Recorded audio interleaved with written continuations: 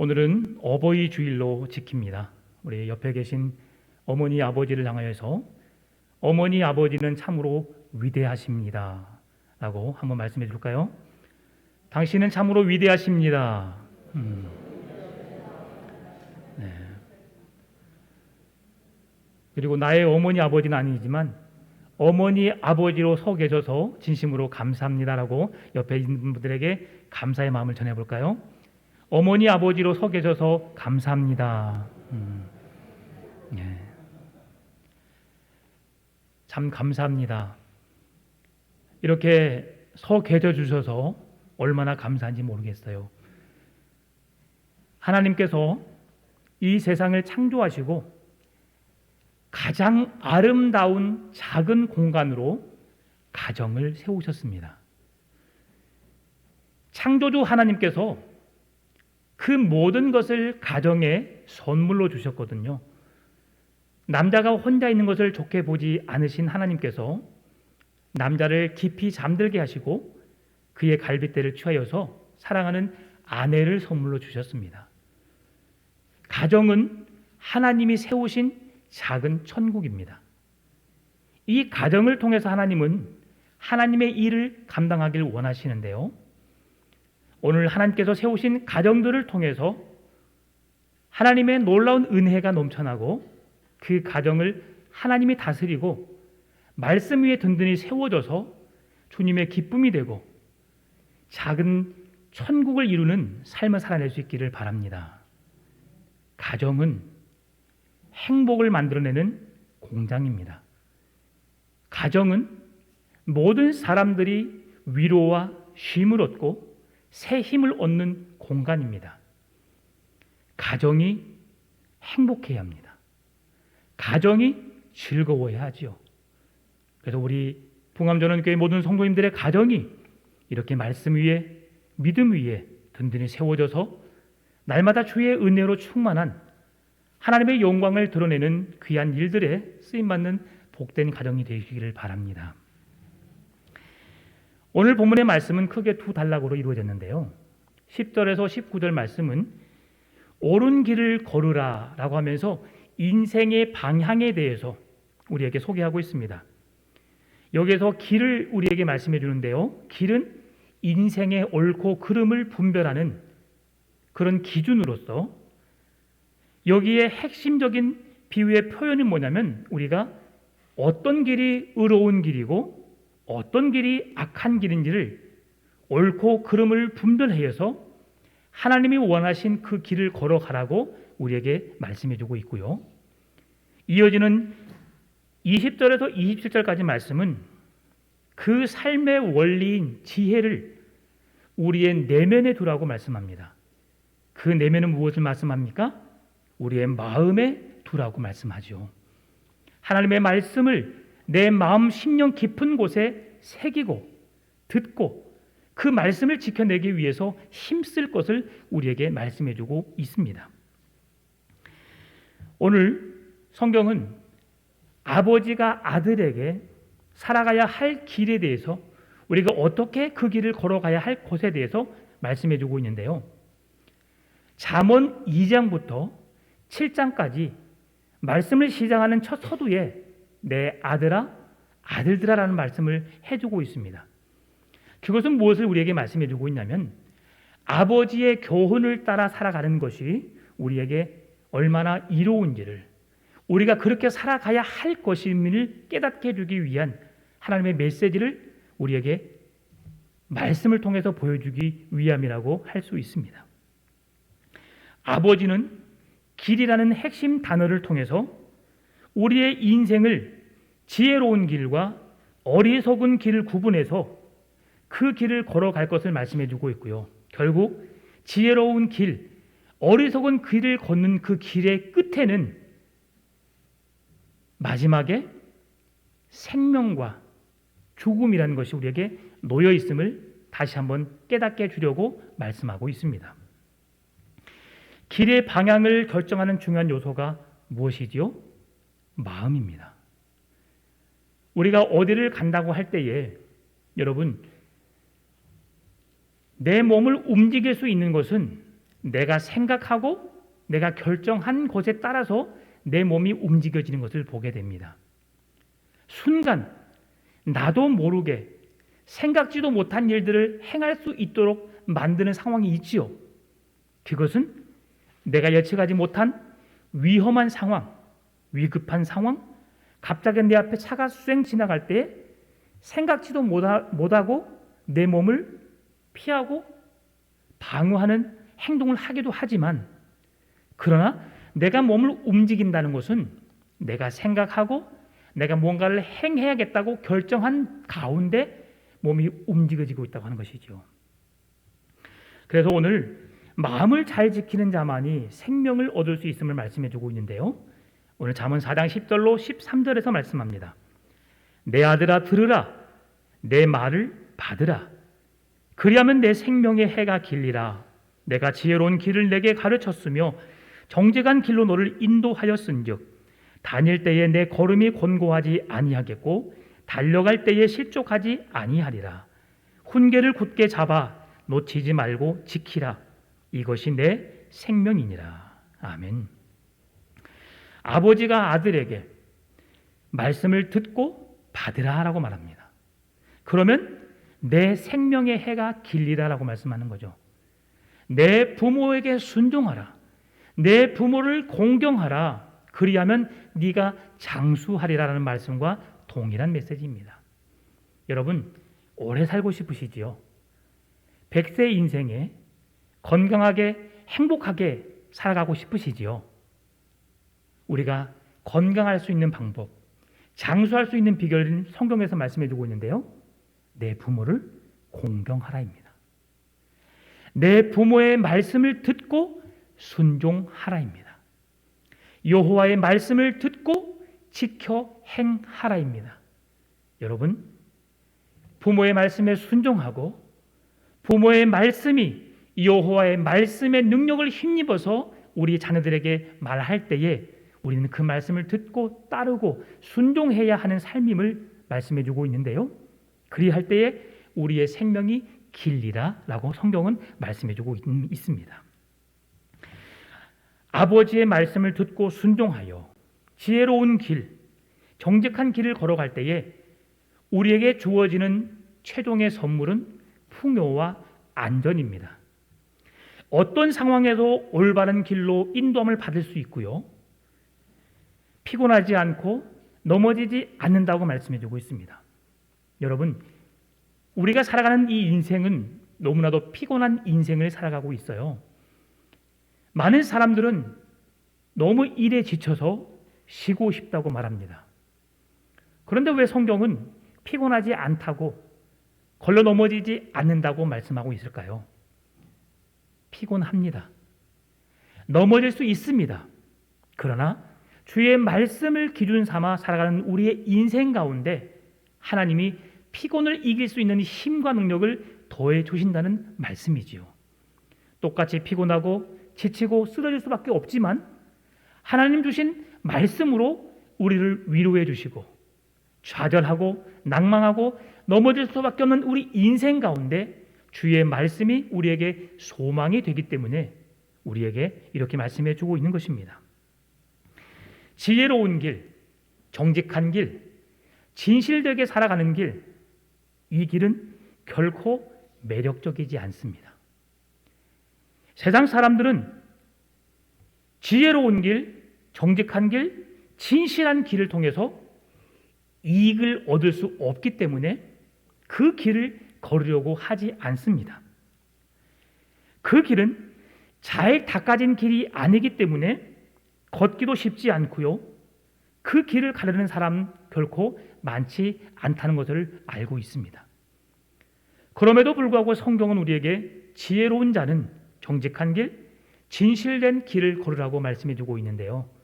왜냐하면 하나님께서 정직하고 진실되기 때문에, 정직하고 진실된 자를 하나님이 기뻐하시고 사랑하시기 때문에 자녀된 우리의 삶 또한 그렇게 살아가기를 말씀하고 있는 것입니다.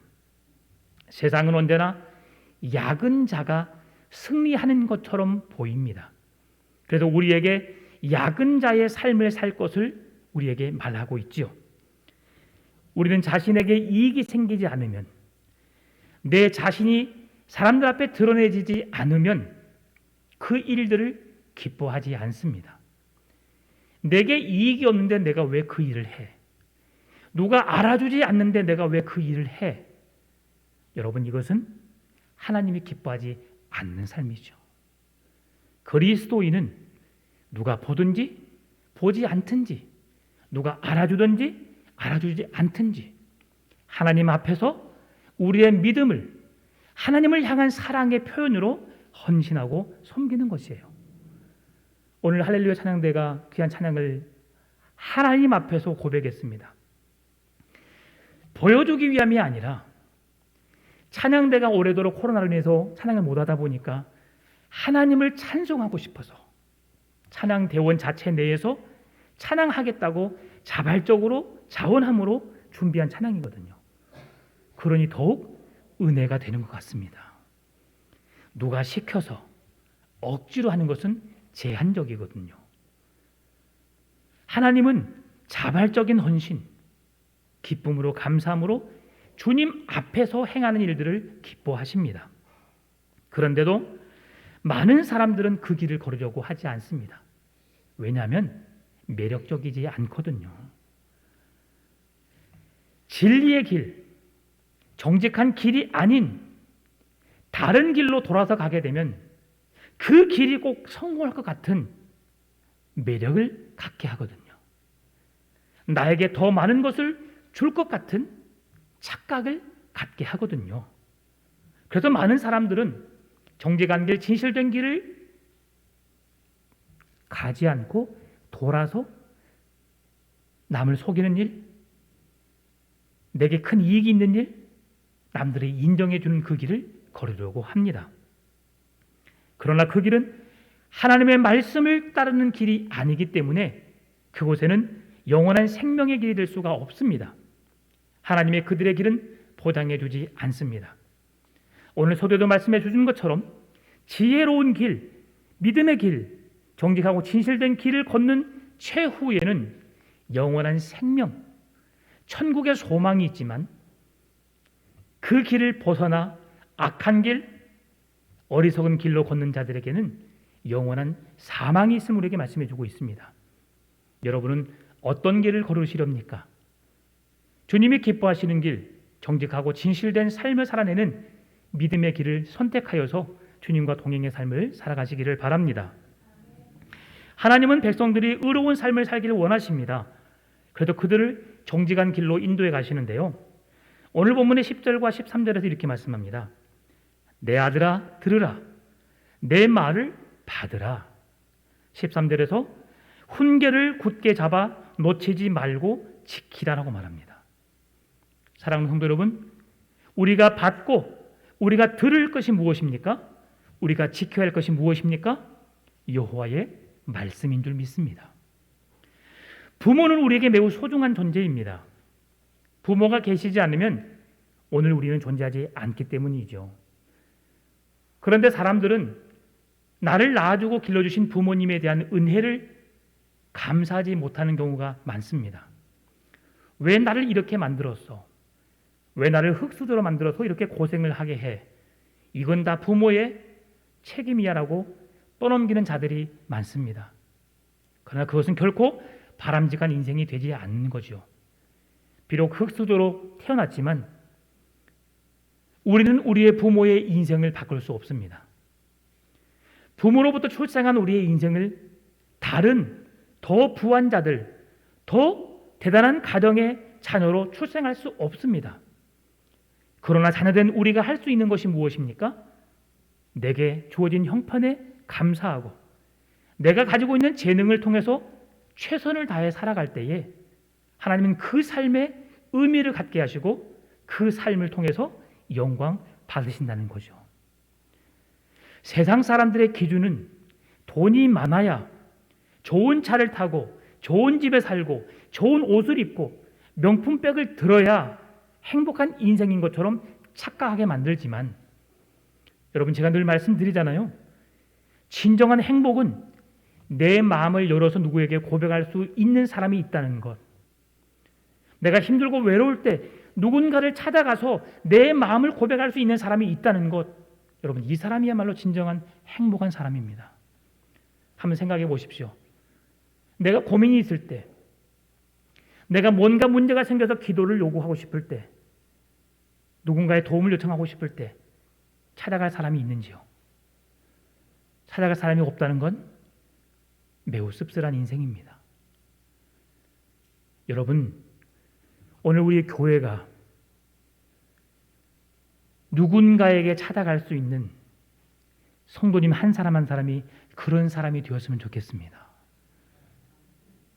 아무에게나 전화해서 차 한잔 마실 수 있고, 내 마음을 열어서 그와 함께 나눌 수 있고, 어려움을 요청해서 함께 기도할 수 있는 그런 교회가 되었으면 좋겠어요. 하나님이 원하시는 가정, 교회는 바로 이러한 모습입니다. 이기적이고 내가 아니면 안 되는 그런 교회가 아니라 함께 합력하여 선을 이루는 공동체가 되기를 원하시거든요.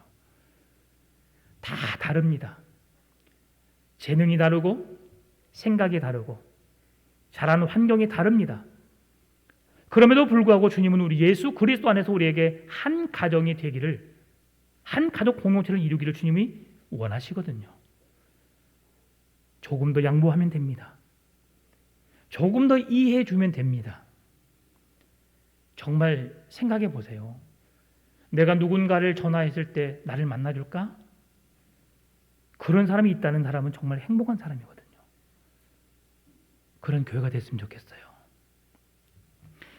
하나님은 지혜롭고 정직하게 살아가는 자에게 힘을 주십니다. 그리고 그 세상에서 강하고 담대하게 살아갈 수 있도록 그의 삶을 인도해 가십니다. 지혜는 어렵고 힘든 시기에 더 큰 힘과 능력을 주시는 힘이 됩니다. 하나님의 말씀은 삶의 원리로 삼는 그들에게 지혜롭고 정직한 삶을 열어갈 수 있도록 그들의 길을, 그들의 걸음을 인도해 주실 것입니다. 하나님의 말씀을 믿고 의지하는 자에게 하나님은 아낌없이 좋은 것을 주실 것입니다. 지혜의 말씀을 받고 듣고 지켜 행하기 위해 노력하는 우리들에게 하나님은 풍성한 은혜로 우리의 삶을 인도해 주실 줄 믿습니다. 이어지는 14절과 19절 말씀은 악인의 길을 걷는 자들에게 주어지는 세 가지를 정의해서 말씀해 주는데요. 첫 번째로는 악인의 길은 어둠이고, 둘째는 걸려 넘어지고, 셋째는 넘어져도 그것을 깨닫지 못한다고 말씀해 주고 있죠. 그래서 14절은 말씀합니다. 사악한 자의 길에 들어가지 말며 악인의 길로 다니지 말지니라. 아멘. 사악한 자의 길에 들어가지 말며 악인의 길로 다니지 말라. 왜 그렇습니까? 악인의 길은 멸망의 길이기 때문에 그렇습니다. 파리 한 마리가 꿀단지에 들어가서 발을 적십니다. 그리고 손을 비벼서 입에 대죠. 너무나 답니다. 그런데 꿀 위에 있다 보면 자기도 모르게 발이 더 깊이 들어가게 되죠. 자기의 깃털도 날개도 꿀에 잠기게 됩니다.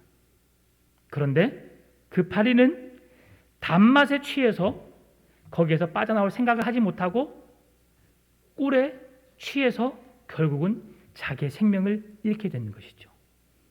이것이 바로 악한 자의 인생입니다. 세상의 유혹은 이처럼 꿀처럼 달콤하고 유혹은 매우 매력적입니다.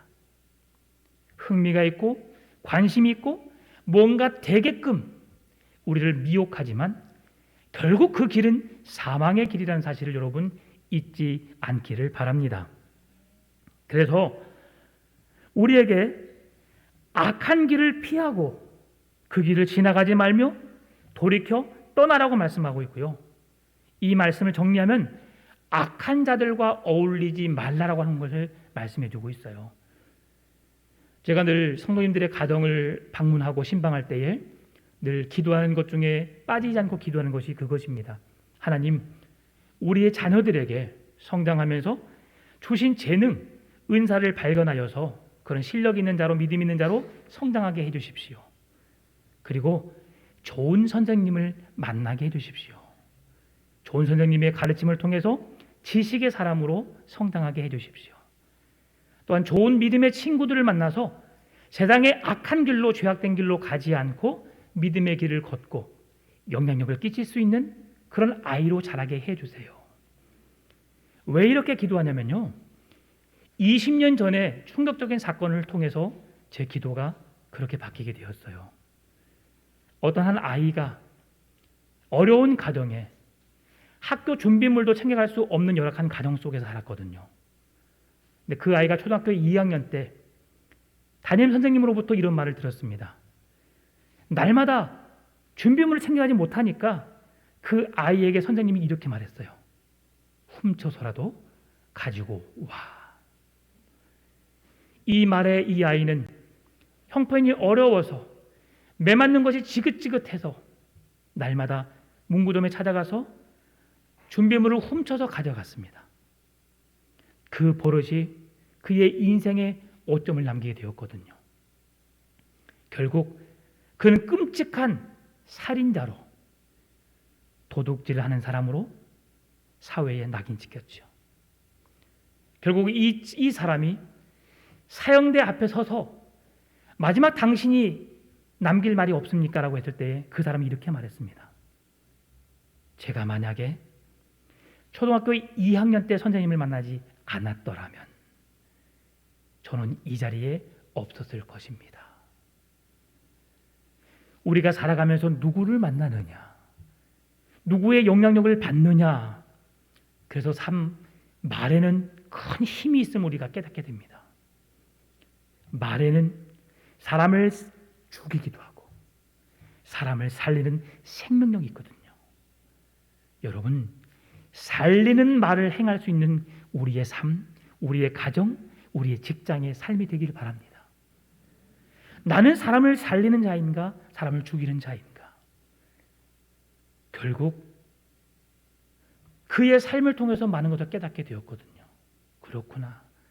우리가 살아가면서 가장 먼저 우리 아이들이 배우는 훈련소는 가정이고, 그 다음에는 유치원이고, 그리고 학교인데, 그 모든 기관에서 우리가 부정적인 사고를 키운다면 이 아이는 분명히 부정적인 사고로 세워질 수밖에 없겠구나. 사랑하는 성도 여러분, 우리가 부모로서 먼저 부모로서 인정받기보다도 부모다운 삶을 살아가시기를 바랍니다. 지난주에도 말씀드렸던 것처럼 우리의 아이들이 바르게 성장할 수 있는 비결은 태중에부터 출생하여서 부모들의 말, 부모들의 행동을 보고 자라거든요. 그래서 우리는 우리 아이들에게 뭐라고 할 수 없어요.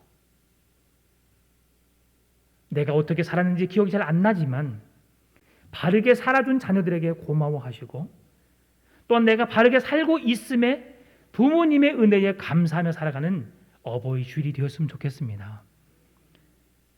먼저 세상을 떠나시고 이 세상에 계시지 않는 부모님이 계시다면 나를 존재하게 하신 그 부모님의 은혜에 감사하고 고마움을 느끼고, 내가 이렇게 반듯하게 바르게 살 수 있음에 감사하고 고마움을 가지시고, 또는 우리 자녀들이 그 믿음을 이어받아서 믿음의 명문감을 세워갈 수 있도록 노력해 주시기 바랍니다.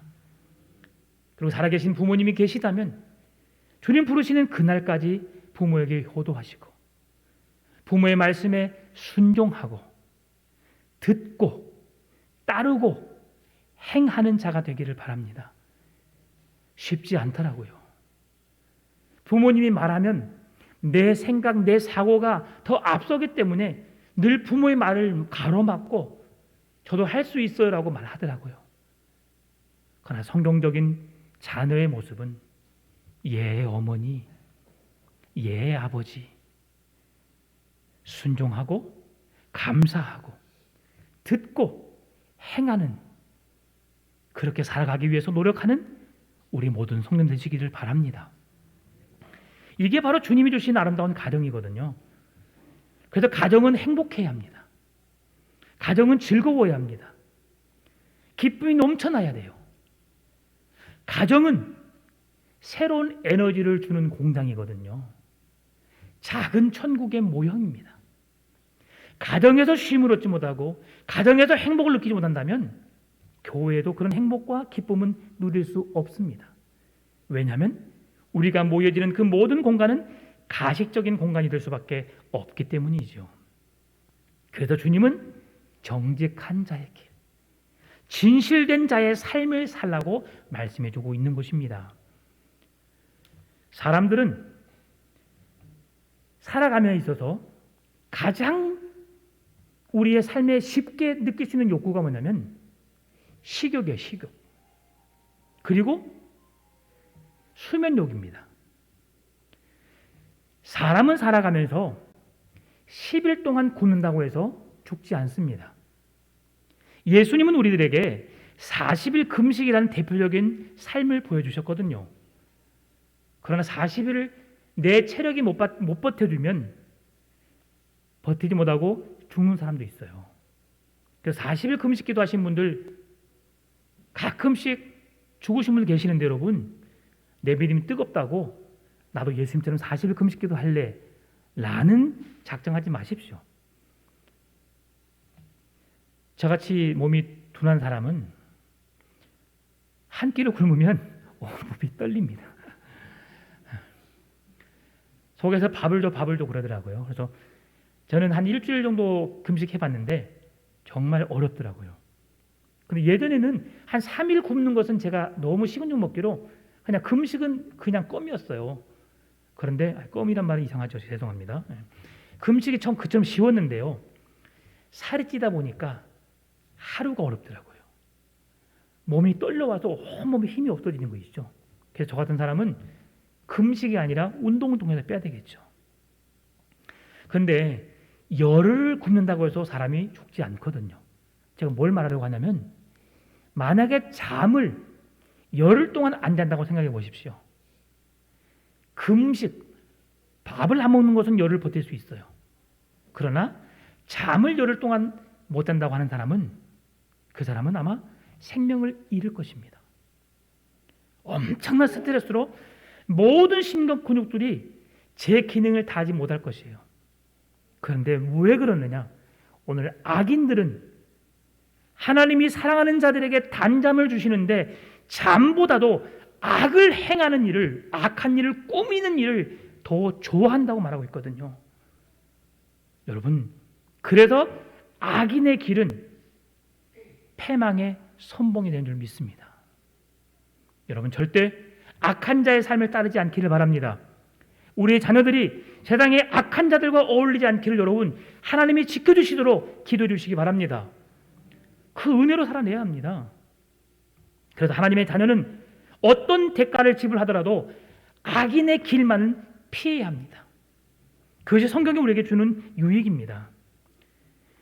이어지는 20절, 27절에서 우리의 신체의 기관을 통해서 하나님 말씀을 따를 것을 말씀해 주고 있는데요. 20절은 내가 말하는 것에 내 귀를 기울이라. 21절 그것을 내 눈에서 떠나지 말게 하라. 22절 그것을 얻는 자에게 생명이 되며 그의 온 육체에 건강이 된다. 23절 내 마음을 지키라. 생명의 근원이 이에서 난다. 24절 구부러진 말을 내 입에서 버리며 삐뚤어진 말을 내 입술에서 멀리하라. 25절 눈으로는 앞만 똑바로 보고 시선은 앞으로만 곧게 두어라.